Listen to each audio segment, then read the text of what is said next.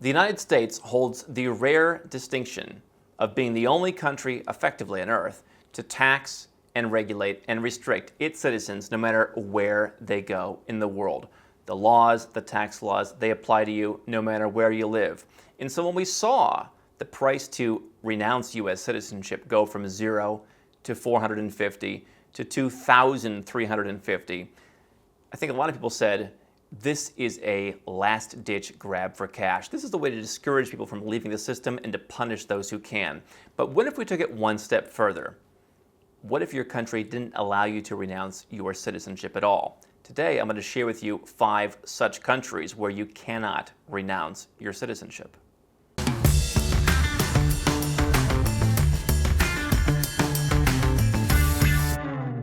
Hi, I'm Andrew Henderson, and here at Nomad Capitalist, our team of 30 people, our network of global experts, and myself help 7- and 8-figure entrepreneurs legally go where you're treated best. You can learn more at nomadcapitalist.com. Let's talk about some citizenships that you cannot renounce. If you have these, you definitely want to think, what can my country do to me? Whether it's tax, whether it's restricting my movement. If I go back, they can stop me from leaving. If you're looking to get a second citizenship, well, you might want to keep in mind that these cannot be renounced. Let's start with the most commonly discussed one, and that is Argentina, a country that just passed a wealth tax that blamed its wealthy with $2.4 million or more, saying most of their assets were overseas because they don't trust their country's financial system. Now, it's a beautiful country, but their citizenship cannot be renounced. It is in the law that for human rights reasons, you cannot deprive someone of their Argentina citizenship. And so while that seems pretty noble, who knows what the government could do? Who knows if a country like Argentina could use new information sharing regimes to adopt US-style taxation and tell other countries, hey, we're a member of this thing called CRS.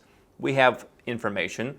We'd like you to help us enforce taking some of our citizens' money. Who knows what the future could hold, but you certainly can't renounce your Argentina citizenship. The next country is Costa Rica. You use people to renounce, and there's a possibility that there may be some conditions under which you still can. I'd be interested to hear comments from those who are Costa Rican. But generally speaking, my understanding is that the laws changed in the mid-1990s, make it so that there are no grounds to deprive someone of Costa Rican citizenship. And I'm not talking about just involuntary grounds, because some countries, they say that for no reason can the government take your citizenship, even if you're naturalized. We're talking about including voluntary renunciation of citizenship. Costa Rica seems difficult. Other Central American countries have been discussed as being difficult. People have said it's illegal, but I believe most other Central American countries, it may be difficult, it may be challenging, but it's still legal. So the fact that it's challenging in other countries may also have you take pause, but definitely Costa Rica seems to be the most difficult one. Next up, Holy See. I'm guessing not too many Holy See citizens in the audience, but if you are, you better watch out because they ain't letting you out of there. You have a whole little, how big is it, 100 hectare little kingdom. You're not leaving, so they will track you down. Next up, Iran. Technically allowed, but in practice, very, very difficult, particularly for native-born Iranians. Yes, there are some naturalized Iranians. And so the requirements are you're 25 or older, which is an interesting choice of age, and that you've completed any military service. But then there are certain approvals that have to be gotten. And so this is one thing I think you'll see more countries doing in the future. I've said it for years, whether it's renouncing citizenship or tax or something. Oh, you can do anything you want. All you have to do is go to the Department of Citizenship Renunciation and request an appointment, except nobody works at the Department of Citizenship Renunciation. The website's broken, the call center doesn't work, you can't get an appointment until 2027, and when you go there, the person kicks you at the door. All right, so technically it's allowed, but nobody's actually getting these approvals. And so, that's something that makes renouncing Iranian citizenship very difficult. Another one that's legally possible, but on the same grounds, practically pretty much impossible, is Morocco. Similar process, very difficult citizenship to renounce. So be careful with that. A couple exceptions. Number one, if you are a Greek man, and you want to renounce your Greek citizenship, another country, who knows what they'll come up with from a tax perspective. I think their debt to GDP ratio is about 1,000,000%. You can only renounce after military service. That is something that certainly other countries, they make it very difficult to avoid military service, even Singapore. There's been stories where Singaporeans move to Australia, and Australia won't naturalize them because they would need to give up Singaporean citizenship and they have to join the military. So military service could be an issue. Greece is one that makes an issue out of it. Another issue is perhaps more wide-ranging for some of you, is the UN Convention on Reduction of Statelessness back from the mid-20th century. Signatories to this include Canada, Australia, New Zealand, most European countries. I think Poland is an exception. Russia is an exception. And most South American countries. The U.S. is not part of it. But many of those countries, they are in this. And one of the criteria of this reduction of statelessness is they will not let you renounce unless you have another citizenship. They do not want to create stateless people. It is possible, likely not advisable, to become stateless as a U.S. citizen. When I went and when I expatriated from the United States, they said, if you'd like to show us that you have another passport, we'd feel better about that. You know, we don't want you to be stuck. Okay. It seemed pretty voluntary to me, and I think generally it is. In these other countries, it is less voluntary. And so the issue is you need another passport. Now, would I want to be stateless? No. I know of some people who are. And so I think this speaks to the importance of having a second passport ready to go, that if a time comes when your country wants to do something, we talk about the financial implications because, you know, that's what we do. We're in business. But there certainly could be many other implications, personal, social, religious, whatever, that you would want to expatriate. You're going to need another passport. Other examples of challenges where it is certainly legal to renounce. No one's arguing that you can't renounce your Canadian citizenship or your Australian citizenship. You can. Very few people do because they don't, at least yet, have the kind of tax and regulatory policies that the U.S. does for their citizens.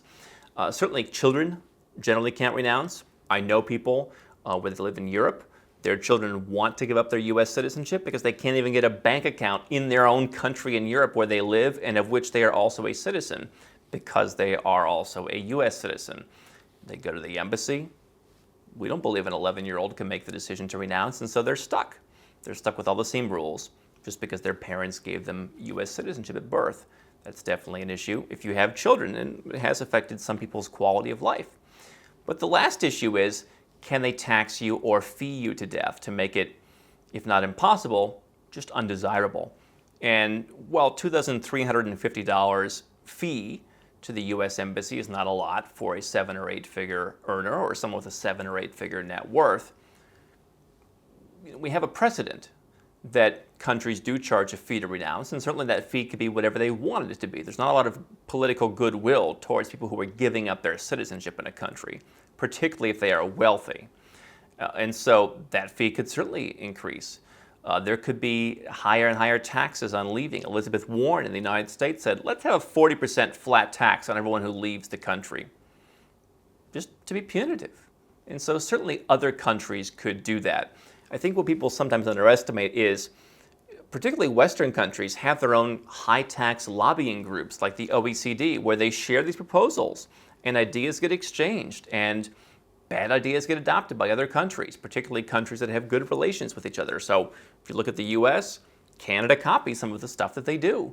And to say that taxes in those countries won't become more egregious and they won't try and bar the doors in some way, I think is a little silly.